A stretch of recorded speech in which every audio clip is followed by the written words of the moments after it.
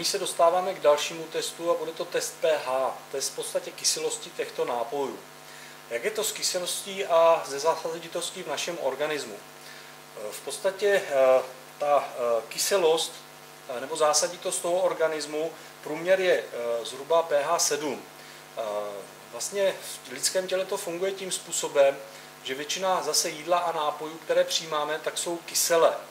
A v podstatě v tom lidském těle krev má přednost a lidská krev musí být vždycky udržována mezi pH 7,35 a 7,45. Pokud by lidská krev, vlastně hodnota pH lidské krve klesla pod tyto hodnoty, tak to znamená v podstatě smrt organismu. A proto vlastně naše tělo musí vykonat spoustu námahy, aby to pH vyrovnalo. Ono například zvednout pH u té krve se dá tím, že v podstatě se odebere vápník ze zubů, z kostí. Například se může odebrat chrom ze slinivky nebo zinek z prostaty a tím pádem vlastně to tělo si z různých orgánů odebírá důležité prvky, aby vlastně vyrovnalo pH krve. To znamená, že čím víc je náš organismus kyselý, tím více se nám způsobuje nemocí. Čím více je náš organismus zásaditý, tím jsme zdravější. Ono v podstatě je dokázáno, že například rakovinotvorné buňky se nemůžou množit v zásaditém v alkalickém prostředí. To znamená, že krátce jednoduše řečeno, kyselý organismus nikdy nemůže být zdravý. A pokud se podíváme na test pH těchto nápojů, opět nám tady zbývají dvě skleničky, kam si dáme jednak teda vodu z kohoutku.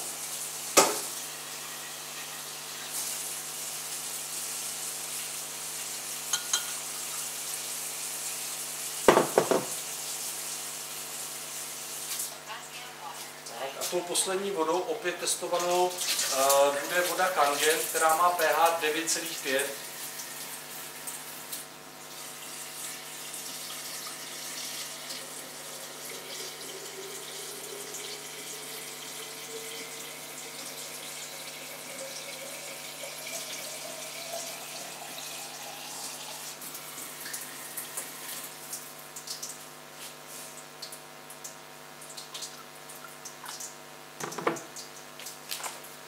Tak, zde máme takové kapky, které nám jsou schopny vlastně identifikovat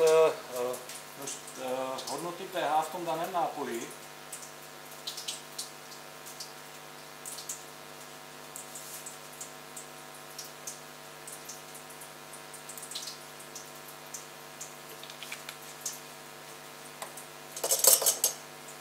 Takže opět promícháme.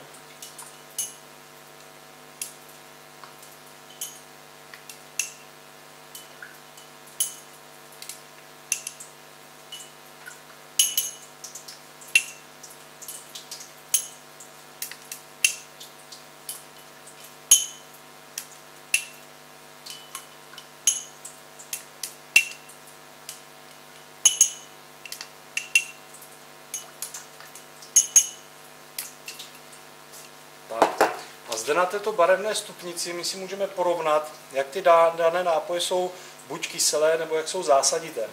Takže pokud se podíváme na první testovanou vodu, takže vidíme, že to pH té první testované vody opravdu je někde v těch horších hodnotách. Je to zhruba kolem těch 4. A další máme tady dobrou vodu, takže vidíme, že pití dobré vody asi zrovna nebude moc dobré.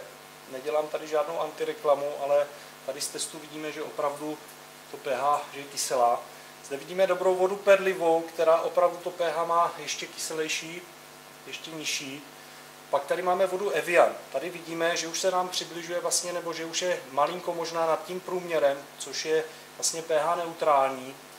Dále je to ta kojenecká voda, která opět má pH neutrální nebo jemně alkalické. Dále je to právě ten bývalý oblíbený nápoj mého syna, kterému, když jsem to ukázal, tak okamžitě na něj zanevřel a i ve svých vlastně 7 letech to velice rychle pochopil, který je opravdu hodně kyselý. Další oblíbený nápoj českého národa, Sprite, hodně kyselý. Dále máme kohoutkovou vodu, takže vidíte, že ty normy toho pH v České republice, tak jak říká Evropská unie, jsou dodržovány. No a tady se můžeme podívat na pH vody Kangen.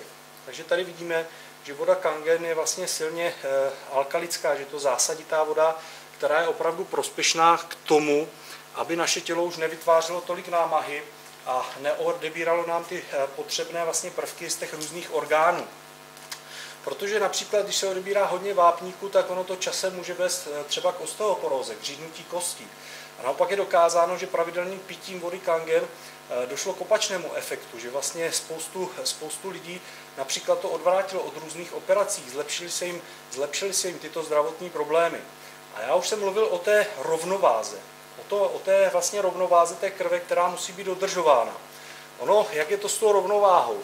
Když si například podíváme zde, kde máme v podstatě alkalickou vodu Kangen v určitém množství a vezmeme jeden malý vršek třeba Spriteu, tak vidíte, jak vlastně jednoduše a rychle dojde k porušení té rovnováhy a z toho alkalična malé množství toho Spriteu udělalo vlastně vodu nebo nápoj hodně kyselý.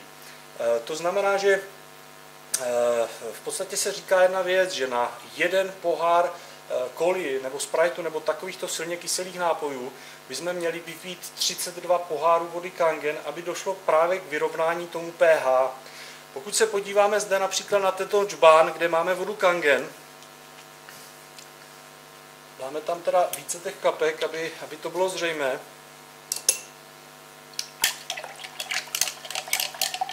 Takže vidíme, že zde máme opravdu silně zásaditou vodu. A opět můžeme použít například malé množství, teď bych poprosil, aby to bylo zabráno. A tady vidíte v podstatě to, co jsem říkal. Vidíte, že pH nám okamžitě spadlo směrem dolů. Teď jsme někde a už vlastně jsme někde úplně v kyselosti. A takhle právě to funguje v tom organismu. To znamená, že pokud my dokážeme nepít kyselé nápoje, dokážeme nahradit naši obyčejnou vodu, kterou pijeme, nebo tyto balené vody, které kupujeme, pokud je nahradíme alkalickou vodou, tak vlastně pomáháme tělu přirozenou formou tuto rovnováhu vyrovnávat. Protože i spousta jídla, které jíme, tak je kyselé. To znamená, že pravidelným pitím vody Kangen opravdu tělu můžeme jenom prospět, aby vlastně zůstaly naše funkce zachovány tak, jak mají.